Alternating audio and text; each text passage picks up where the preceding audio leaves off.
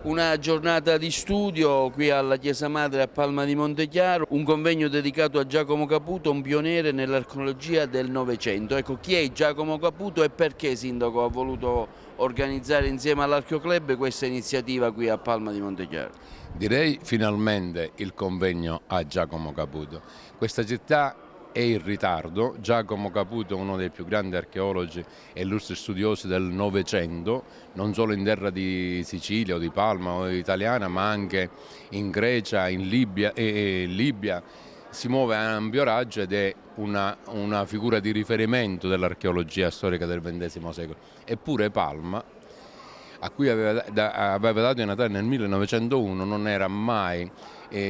stata attenta nel modo dovuto a questa figura straordinaria. Ebbene, oggi finalmente ci arriviamo, ma ci arriviamo con la soddisfazione non soltanto della nostra comunità che rappresento in quanto sindaco, ma con la grande soddisfazione dell'Archeoclub, che finalmente riesce a mettere in luce la loro guida, il loro punto di riferimento, che è quello che poi ha fatto crescere questa grande passione per la ricerca dei segni e dei documenti della nostra storia sul territorio. Con un'iniziativa che ricorda Caputo, cosa ci può dire in merito?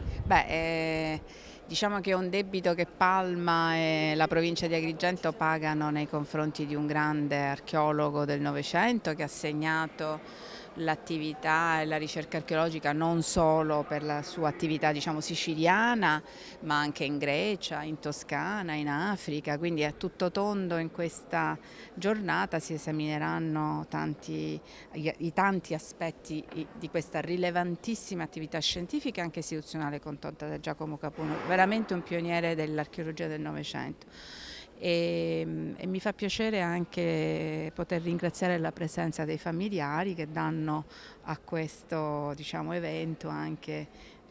proprio la partecipazione della famiglia che custodisce le memorie vive di questo grande personaggio. Un'iniziativa importante voluta dall'Archeoclub, questa dedicata a ricordare Caputo, un palmese insomma molto famoso. Sì, è un momento per noi di grandissima festa, di celebrazione di un evento storico per Palma e non solo, perché finalmente il gruppo dell'Archeoclub con il Comune di Palma, in collaborazione con la Soprintendenza dei Beni Culturali, l'Ordine degli Architetti e la Parrocchia Maria Santissima del Rosario che ci ospita oggi in questa meravigliosa cornice, noi celebriamo un evento straordinario, appunto quello di commemorazione, ma non solo ma in realtà di